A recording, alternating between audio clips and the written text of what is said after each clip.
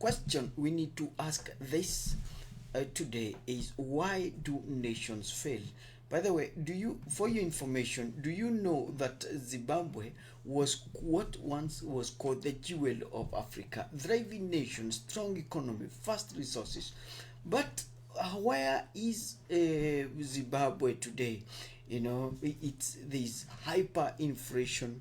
That was in 2008, and the savings of that country were wiped overnight. And once rich farmland became wastelands, and millions have fled in search of survival.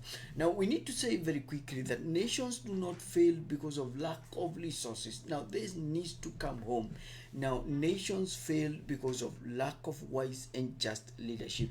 And we'll learn from history that this is what happens. Welcome. This is Marketplace Media, an online platform that engages, equips, and encourages believers to say inawezekana. If this is your first time being here, please, we encourage you to hit the subscribe button, because if you don't, you'll never find us again. We still continue asking ourselves, why do so many nations fail? Why do churches fail? Why do businesses continue to struggle with disorder, corruption, and stagnation? And what kind of leadership can be able to transform a nation from disorder to excellence?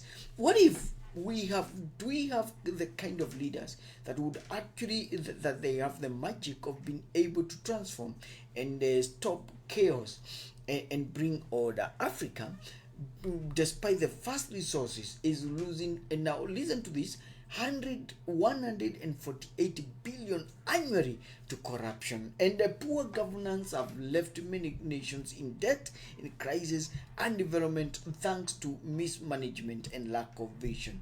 And the church, that is supposed to be the light of the world, also struggles with financial scandals and compromised standard, leaving a lot of us disillusioned. What is the solution? Might be asking. Daniel 6 verse 3. Daniel, the Bible says that Daniel was so distinguished himself among the administrators and the satraps by his exceptional qualities that the king planned to set him over the whole kingdom. Now, the solution is very, very simple. We need what we are calling Daniel's code. We need the code of Daniel. We need what we call the Daniel standard, because this is the only way we can be able to fix when nations are failing. Now, we are going to share 5 standards of Daniel, and the 5th one is very important, so keep hanging there. Now, nations fail because of corruption, but integrity builds strong governance. In chapter 6 verse 4, they couldn't find no corruption in him because he was trustworthy. Now, a nation thrives when leaders are honest and accountable. Despite serving in a pagan government, Daniel remained faithful and uncorrupt. Now, do you know that Africa loses 25% of its GDP annually thanks to corruption, and this impact actually negatively the health, the education, and infrastructure. And people from Africa, somebody like Nelson Mandela, despite being in many years in prison, actually he refused. He actually said no to corruption.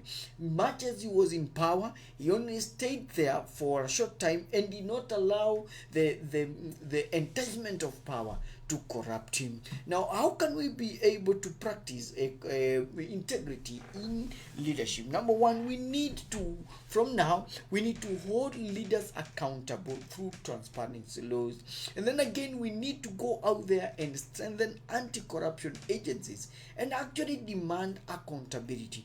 And again, as individuals, at our individual level, we need to rise up and say we are not going to take bribes. And like Daniel, we must resist corruption and remain faithful stewards. So we are saying nations fail because of corruption, and so we must be able to say no to corruption. I'm still looking for a day when the citizens will be able, you remember during the days of the late Mwai Kibaki, when citizens would actually learn and chase corrupt police officers. Can we have such a surge? can that come back? Now, nations again fail because of mediocrity. Nations fail because of a mediocrity, but we are saying excellence drives progress. In Daniel chapter 1 verse 20, the Bible says, in every matter of wisdom and understanding he was found 10 times better than all the magicians and enchanters. Now, development, now, and this is very important, development is driven by skills, is driven by knowledgeable and prepared leaders. And the reverse is true, that when we don't have skilled, when we don't have knowledgeable people, when we don't have prepared leaders, you don't expect leadership, we don't expect a development. And Daniel, together with his brothers, was found to be 10 times better in terms of IQ, in terms of preparedness, in terms of knowledge. He was 10 times better.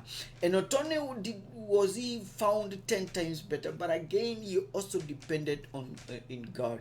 Now you need to come back to Africa, where there is you realize that there is a lot of shortage in skills, especially in key sectors. And actually it said that 80, and this is very shocking, 85% of businesses actually report lack of skilled workforce. That is dangerous, and many of the projects fail in Africa because of poor planning and poor execution. What is the problem?